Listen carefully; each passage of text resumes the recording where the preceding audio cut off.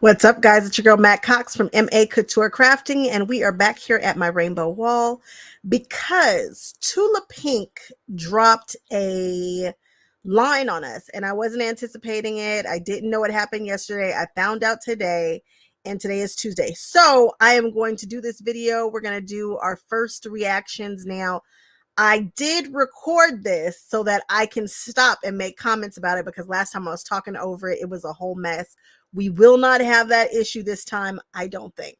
So let's just go on ahead and hop into it. Let me just tell you that this line is for me.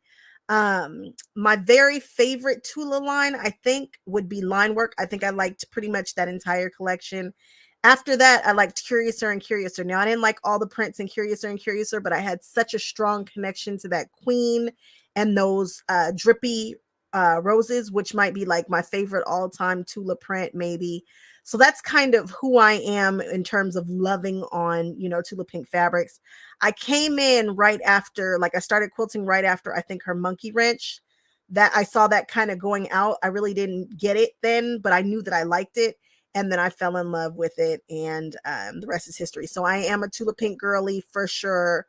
But this one right here is one that I'm really, really, really looking forward to. This one here will debut in October. Currently, we're waiting on Roar, which is the dinosaur collection, to hit the stores. There are a couple of prints that I really enjoy on that one. And then Tabby Road is going to be a good time, and that should happen around like July, around summertime. And then the launch after that will be this one. I think that's how that's going to work. So let's just hop into it and see what she says, and let's watch her debut it.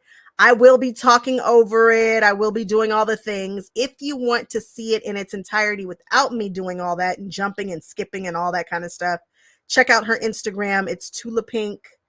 And you can see the original video and audio, because again, I'm going to be stopping it. I'm going to be talking over it. I'm going to be getting on your nerves if you don't know what this is. This is going to be a review of it. Okay, let's jump into it now.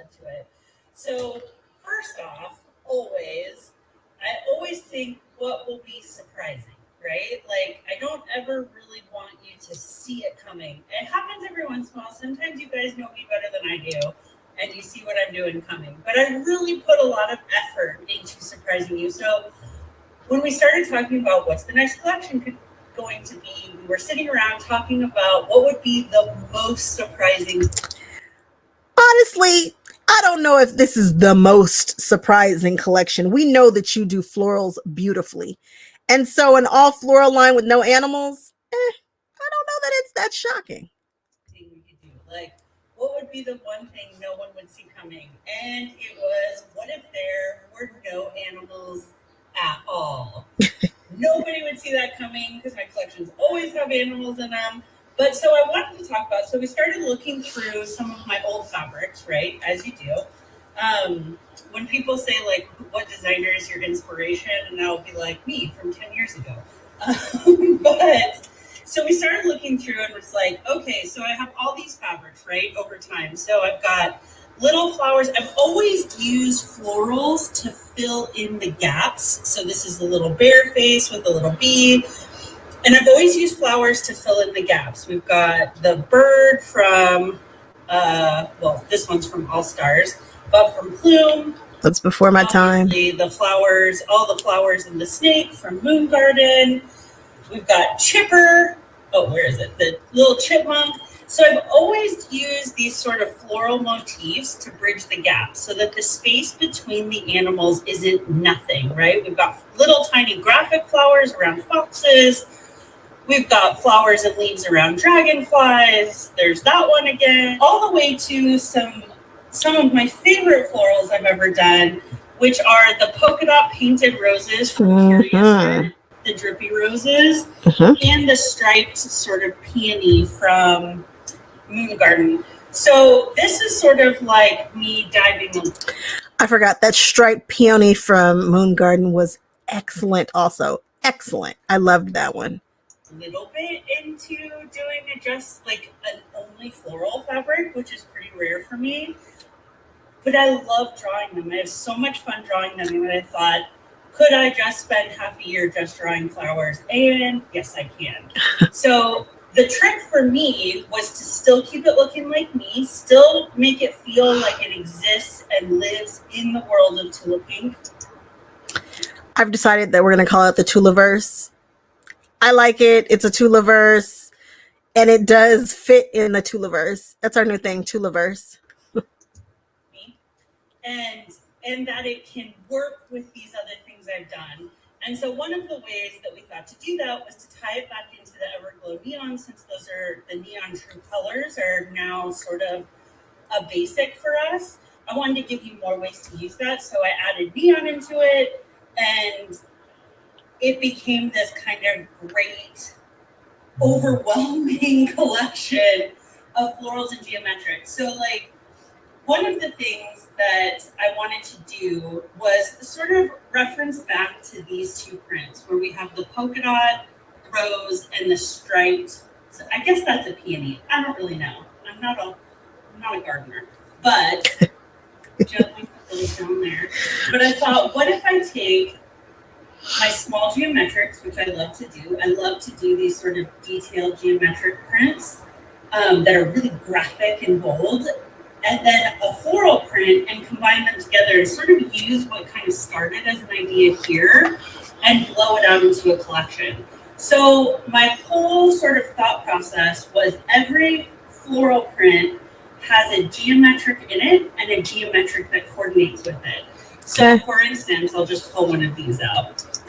Can I just say, this is like my whole aesthetic. It's kind of like my whole thing. The only thing it's missing is some black and white stripes somewhere in there. And then it would be like my whole language. Geometric plus floral is my jam, and she marries it so well. That's probably why I'm drawn to all the things.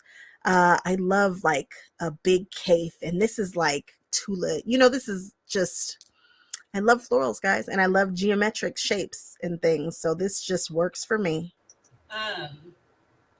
So this. Oh, that houndstooth. Goodness gracious. On his petals, little neon polka dots on his petals, and then a polka dot that goes with it.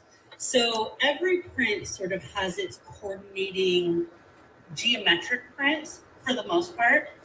And then taking a print and using all of the geometric patterns in one print. So all the raindrops have an overlay print of checkers, this little hourglass thing, I like that hourglass thing. Houndstooth. They've got all the little prints in the raindrops, so it's not just raindrops. But so that was the idea. So like for the houndstooth, right? We've got this rainbow houndstooth print. Oh my gosh, this one's so good. It is. And then we've got a houndstooth print where the flowers are actually growing. That houndstooth has stopped everybody in their tracks. That is cross the board, funky, beautiful perfection. People who love Tula, people who do not love Tula, people who love color, people who are like, across the board, the comments about that houndstooth have been insane. Through the houndstooth. So some of them are more literal and some of them are more subtle. I want to work it just like that. The checkerboard peony here with the checkerboard I'll take some of that. Drawn onto the petals, and then a checkerboard print that coordinates with it. Clearly, I've already used this one. And so you've got checkerboard and checkerboard, right? This one is a little bit less direct. So I wanted to take the overall design of the print, which is this sort of lantern shape that the leaves make here. And then its coordinating geometric is also a lantern. Oh, look at the cat eye. But it's smaller and more graphic. So this is a nice interpretation of this.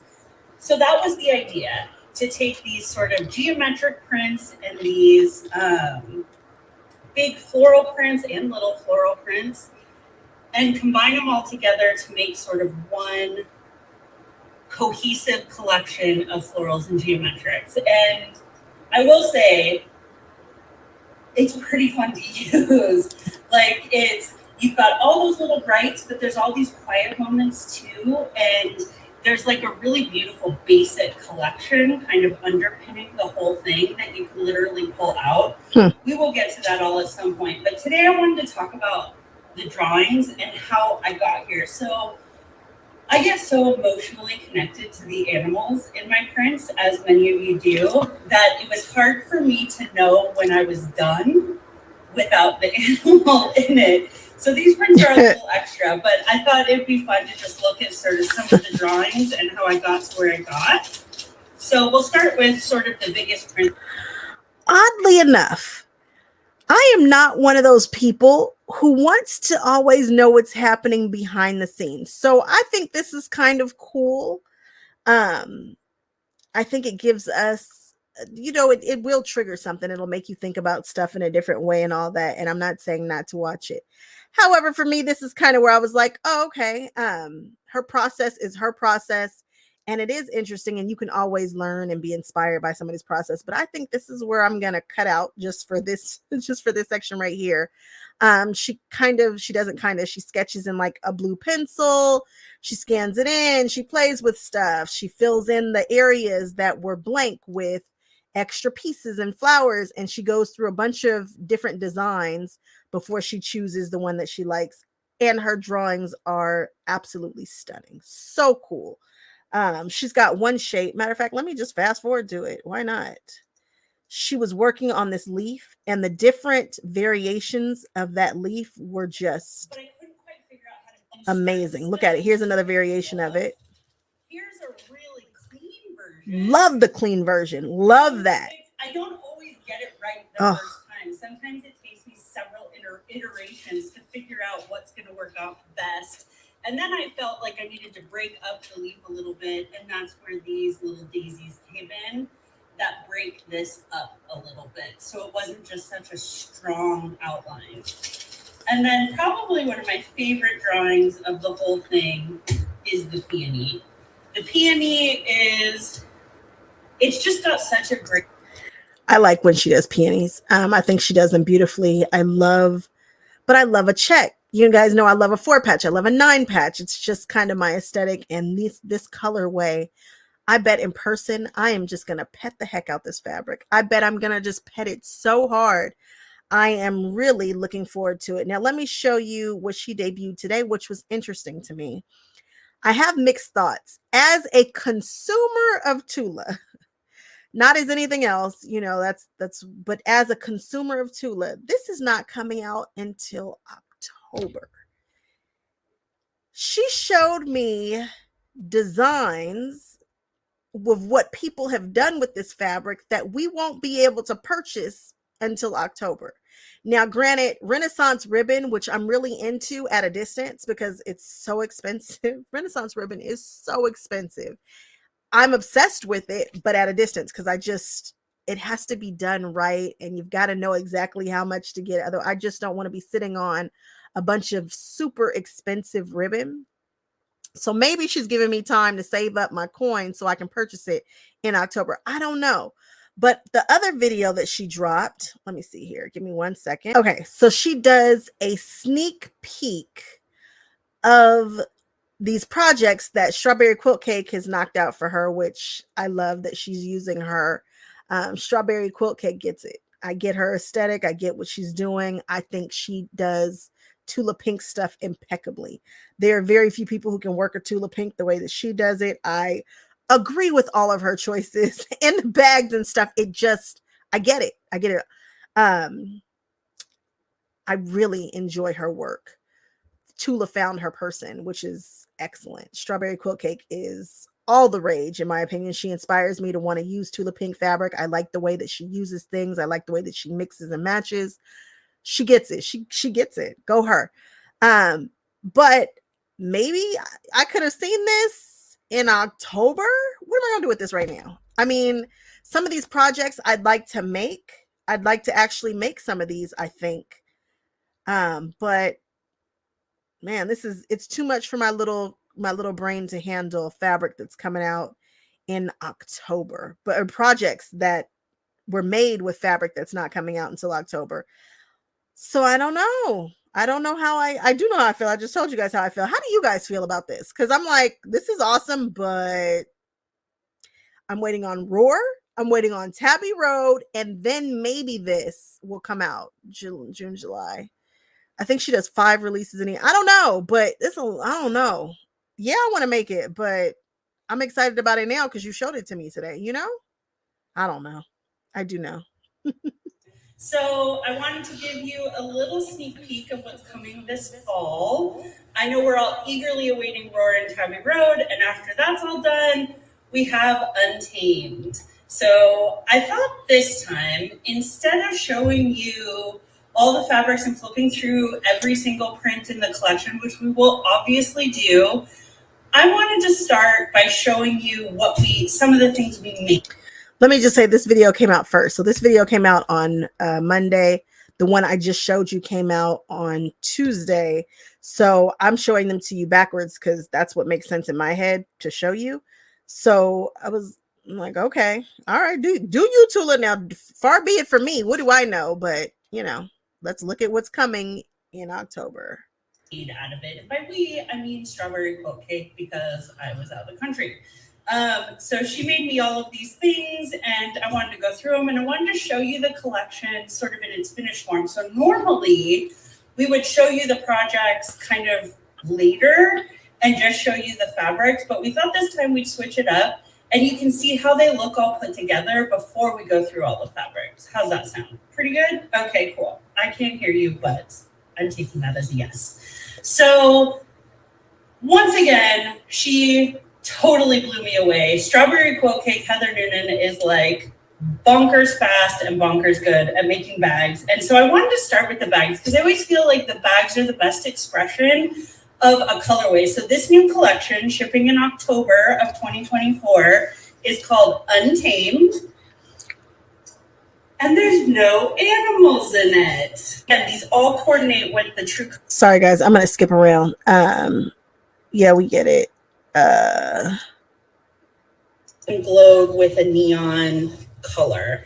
Because of course I couldn't just do flowers and leave it alone. I had to do something that makes it something else. So, because that's what I do. But so this is a by Annie bag. The backpack, I forget the actual name, but we'll put it below. But this utilizes so many different things. So there's a whole bunch of fabrics in here, a whole bunch of different pieces.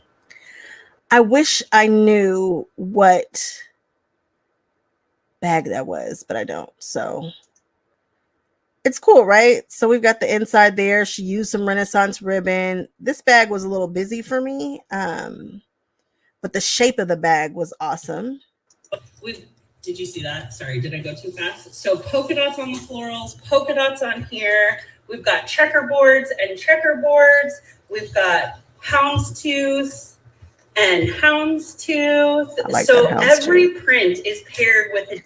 I think that houndstooth as a binding is killer. I didn't think about it as a binding. I was just seeing it as the most fabric that I could use being shown. It is gorgeous. Love it.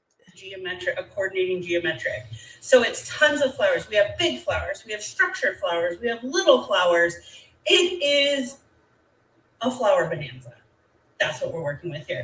So we've got this super cool little backpack. What she put on the inside? And 100% 3D daisies on it. Like, what even is that? That's a pretty cool touch. Who does 3D daisies on the pockets? So cute. There's going to be more of that later. You'll see it.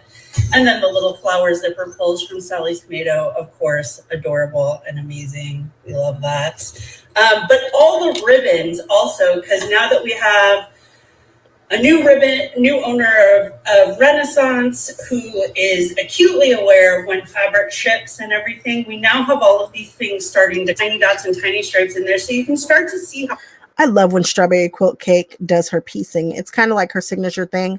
And I'm wondering if that is a pattern or if she is just now doing her own foundation piecing patterns to get this, or if that I can purchase it, because she inserts them so beautifully. If you look right there in that corner of this little bag right here, there's a curved one. Now I've seen people do the pillow, that's the circle, and maybe she just used that portion right there. But when I tell you this is gorge, oh, love that. I like the shape of this backpack too. I wonder how big it is. Annie right now has a gazillion patterns. I can't wait to see what patterns she comes out with at the end of this year. Don't worry, we're going to do a couple coming up really soon. Really, really soon. All right, let's do everything plays together, right? Okay, we got to move on to another bag. As cute as this is, we have to move on. Okay, so she also made the Running with Scissors bag. Running with Scissors. Annie's favorite. Mm-hmm. This is a great bag, and you get to see the first sort of little iteration of the main print, which is called Hello Dahlia. And it's a big polka dotted dahlia. This is also going to be the wide backing. which is huge and blown up and awesome. And we will get to all of that in good time. I just thought that this might be like a cool way to see the fabrics like finished, right? Like how they all work together. So this is all based on the Cosmic Neon from the Neon True Colors. But you see we've got our raindrops, our houndstooth. Here's the polka dot that goes with the. That houndstooth again as the binding is killer. Oh, I love it. I like that little sewing pad that goes with it. I like that she fussy cut it. I like running with scissors, but anything with binding that goes on the outside, I get very nervous because the By Annie binding is where I tend to get a little sloppier with my bags. It's just not the easiest thing for me to do. I can make it work. You guys have seen I've made By Annie bags. I can get it, but binding on the outside, I get a little nervous, especially when it's going around some curves and stuff. I don't know. This print, the main dahlia print. So the polka dot on the petals and the polka dot here is the. That's cool. Let's jump around a little bit. Let's move on. Which matches my tattoos, actually. The peonies match her tattoos. With the checkerboard on the petals. Oh, and look the at it. Checkerboard in the background matched with the pink. Yeah. And lunar neon orange checkerboard on the binding here. And then we've got matching ribbon as trim. It's also on, where is it? Oh, it's here on the sides, which I thought was a really nice touch. The little ribbon here. This is what ribbon is for, friends and family. It's for accents. It's for trims. I think it takes bags to the next level, as does these insane piecing inserts that she does everywhere. She's not wrong. Here's that raindrop print on the white background. I like it on the white the best. This is why they look so good when they're just standing up. Ooh. And that Eden floral print from ages and ages ago, redone with the neon orange in it. So it's got a pink background with some aqua and then the neon orange on all these different colors. Turned out so, so beautiful. And then we've got this little magnetic pin cushion, super cute. But so theoretically, this bag is for. Love that. That's how that works. Oh, I love that. Clothes stand up. You guys are not going to get me out of all the bags that I'm planning to make. It's not that. That ain't it. And then she's got this giant. Oh, no, I like this. Wait.